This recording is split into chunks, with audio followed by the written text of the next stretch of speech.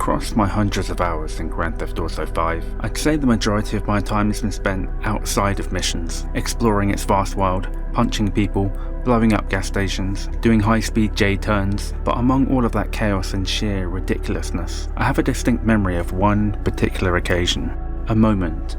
I don't even remember when this occurred in the decade I've spent playing the game, or even what platform I was on at the time. I just remembered being aware of it.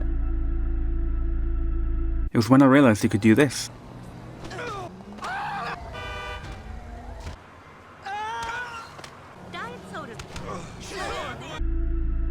I wasn't looking for anything special, I was just having a regular sandbox session, but I stepped out into the night and heard this.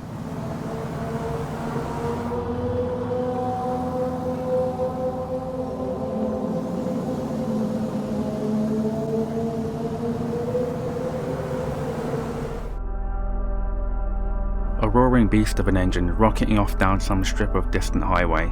This was one of those moments you sometimes have in games. It doesn't have to feel insanely complex, but just something that unexpectedly makes the world feel like a world. Not just the one rendered in your immediate vicinity. And in real life, this isn't an unusual sound at all. Sometimes when I'm lying in my bed in the middle of the night, I'll hear this exact thing, a car engine that has no business being that loud, reaching its peak as it tapers off into nothingness. The funny thing is, I actually find these car engines especially irritating when they're in my immediate vicinity. They're unnecessarily loud, obnoxious, but here, it just gives me that feeling. Grand Theft Auto 5 seems to be so many things to so many different people. In many ways it seems to want to encompass everything. It's a highly detailed recreation of our own world. One where you have free reign to travel across every kind of terrain. But on a micro level, also has some minigames that could probably legitimately pass as standalone games. In the form of darts, golf, tennis, hunting. It's long been depicted by certain outlets as a representation of the downfall of society, eroding the morality of young minds. But it's also a technical marvel of a beautiful digital world. And even to different generations, it presents a different experience. To those younger than me, the online multiplayer is probably the way they consume GTA. It's a playground of fighter jets, bank heists, car stunts, over-the-top costumes, weapons, and all kinds of excess. And to be clear, all of that stuff is great fun. But to me, it's this. Maybe there's a part of me that thinks back to those cold, dark winter evenings as a teenager, probably too young to even be playing Vice City, where it was just this mystical product being played on a magical box, neither of which I had enough knowledge to fully appreciate. I just remember that long boulevard illuminated with neon lights, that pink sky, and chainsawing people. I've never been much of an online gamer. I could probably count on both hands the ones I've actually played. I'm just not really into them. So I suppose it's ironic when I say that this noise, as well as the ambient ones throughout Los Santos, make me feel a kind of comforting isolation.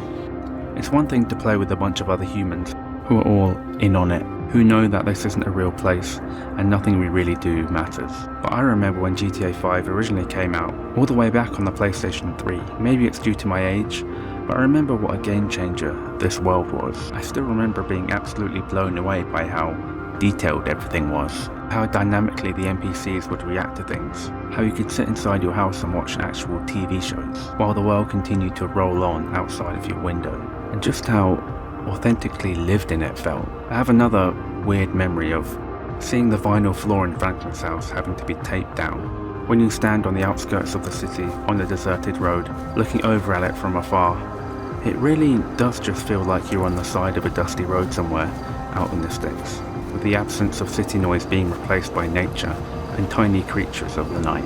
Not only was this a monolithic feat of programming, artistry, and vision, it's one I'm not sure has been beaten, even to this very day. Most of us have played video games long enough to understand the premise of controlling the camera, the NPCs, assets, and even entire areas get loaded in and out based on our proximity to them. We're familiar with this illusion, this technique of things being rendered at lower quality the further away we are. It's pretty much universal among games, and this is also done to show distant places and objects we can never get to, a mountain backdrop, city buildings as far as the game camera can see. But I feel this isn't appreciated enough when it comes to the form of ambient sound. Game worlds are full of sounds that originate from single locations, but only within certain confines. If a tree falls in the forest in a game, but the player isn't around to hear it, does it still spawn? But I think of how this sound isn't merely a piece of audio dynamically altered through its environment. It's a sound specifically designed to convey distance. It is meant to be heard from afar. It can't be reached. It can only be observed. The only thing you can do is let it wash over you. It doesn't regard or acknowledge you. It just is. When traversing the affluent Rockford Hills section of the map, navigating through the maze of walled mansions, we hear distant leaf blowers, people calling out to each other, jumping into swimming pools. When we walk down Vespucci Beach, we can hear the sound of jet skis on the water, the shrieks of joy. In any game or TV show or movie, we're used to things happening to the main character, to the world revolving around them. And for the most part, this couldn't be any truer for Grand Theft Auto 5, where the most insane things imaginable happen to us. But unlike those TV shows or movies, we're not just limited to that frame. We have 360 degrees of potential life. If it's not already apparent, I have a particular fondness for ambient sound designs in games, especially when in open worlds.